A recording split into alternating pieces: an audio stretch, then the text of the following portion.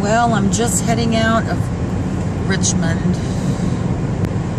What a couple of days. So, I wanted to get this because it's so pretty right through here. Turn off the windshield wipers for just a minute. Just beautiful. Heading up 64 north. Okay, I need the windshield wipers back. So, Wade told me while I was there that he'd been keeping a secret that Mother had told him before she passed away. And that secret was that Zan and I had different fathers. And that this is what he remembered, and he couldn't remember the man's name. Mother supposedly maybe had an affair with a married man and got pregnant with Zan. And Al Vinovich stepped in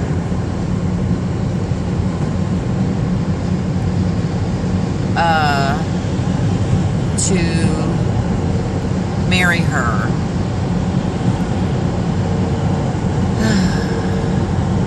He couldn't remember the man's name.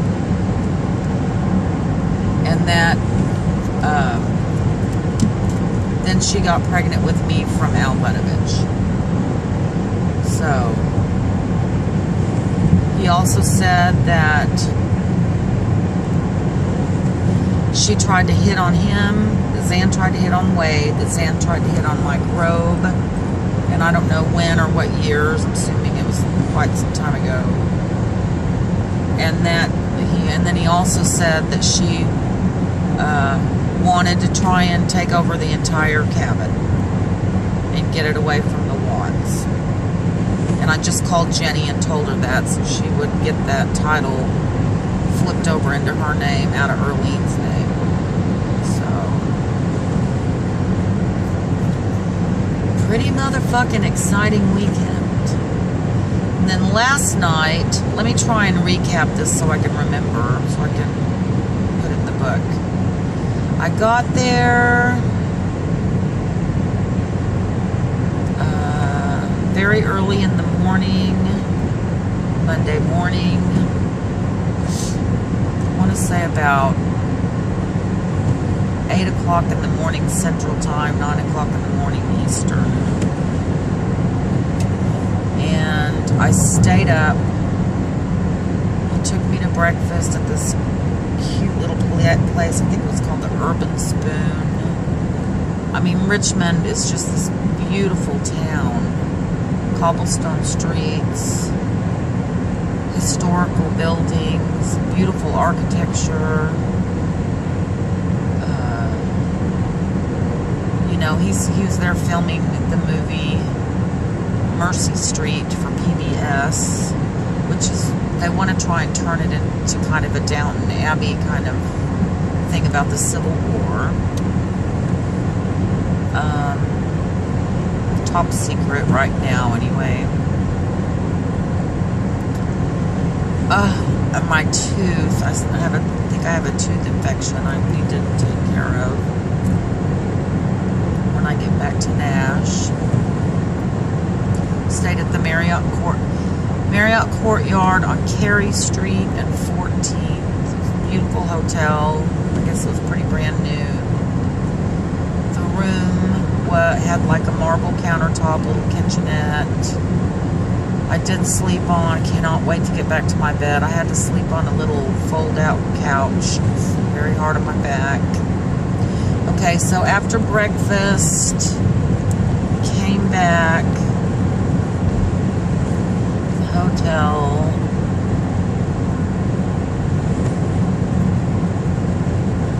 We went down to the patio. I took a shower because I was like, I'm going to smell like an ashtray. So I took a shower right away. Went down and helped Wade run lines, which was really fucking cool experience because I haven't done that since Mom. He had grown out mutton chops on his sideburns. Looked really good. He was playing, he came out with one of those hats, I can't remember what they're called, kind of like a old golfing kind of looking hat, leather. He was playing a man from New York, or with a New York accent, so he was imitating that for me. He's so fucking good. He's such an amazing actor. Probably gonna run out of space on this video. Then I went and laid down for, I think I only slept for like an hour and a half at the most, and then he woke me back up, and I was so exhausted that I needed to stay up so I could get on his schedule. And he took me to dinner at this fancy restaurant called Hard Shell, and we ordered prime rib and lobster, and I ate the lobster and he ate the prime rib. But wherever we ate, we always switched a bite. We had crab cakes. It was really lovely. The word was, he was always like, lovely Holly. And so I picked up, I think he's picked that up from Emma. We talked to Emma several times. He talked to Emma 3 or 4 times a day. She's flying in right now. She's on her way on the airplane from LA, her and Isabella. So then we got beer. I drank both nights, and last night we drank a lot, but we ate. So I mean, I really didn't even get drunk until the very end of last night at like 3 o'clock in the morning. We were in bed at 1 o'clock in the morning on Monday night. I'm trying to think what else we did that night. Oh, we went out and sat on the patio of the courtyard, or the courtyard of the Courtyard Marriott. And there were 3 guys out there. Brad. The first guy they introduced me was Jake, and I said Jake from State Farm. The second guy they introduced me to was Jack, and they were both wearing khakis, and so I was trying to make a joke about that. Jake was nice. Jack was this cute, handsome little gay guy. Was not very friendly with me. Was kind of stuck up, to be quite honest with you. And Wade had warned me about how he was kind of tired of hanging out with these actor guys, and all they wanted to talk about was whether they were in the closet or out of the closet, or wanted to come out of the closet, or, you know, they're acting and they're actors, you know, like that. So, hello, ego trips. But they were young, so what else, you know, you're going to do at that age? And, Brad, Jake, and Jack, so we talked with them. Jake was like some sort of like an assistant writer, because I kept telling Wade, you know, Wade, you need to write a play, because he has all these great songs that tell these beautiful stories, and the way he sings them, they just get right down into the core of you, the way he sings. So we decided we were going to record something together with his little setup that he has, his Pro Tools and the M-Box, which I need to purchase so I can do little demos. He got an email to do a voiceover, and we sat there and did it. Well, that was yesterday. I'm still trying to get through Monday. Skipping over something. We went to dinner. Where did we go after dinner Monday night? Oh, we went to the cigar bar. He took me to the cigar bar. He has to smoke a cigar in his character, and of course I'm smoking cigarettes like a chimney. But I smoked a lot less while I was there. We went to, I want to say it was called Havana. Open air, beautiful little place. Everybody was so nice. I stole a couple of packs of cards because I wanted to play Shanghai, but we never did. We talked about Mom. That's the night he revealed all that stuff to me. We had a Manhattan in honor of Mother. He really started liking those cigars. They were $10 a piece.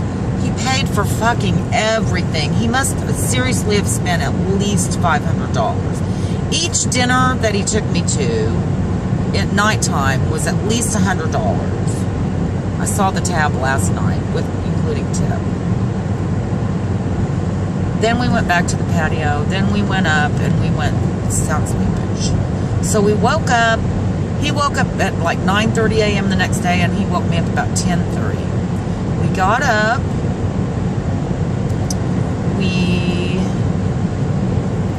He kept telling me he thought I was depressed. And I'm like, well, I am depressed. And he's like, you need medication. I'm like, I'm not that kind of depressed. I'm situationally depressed, not chemically, because he's on medication for bipolar. He's been diagnosed bipolar.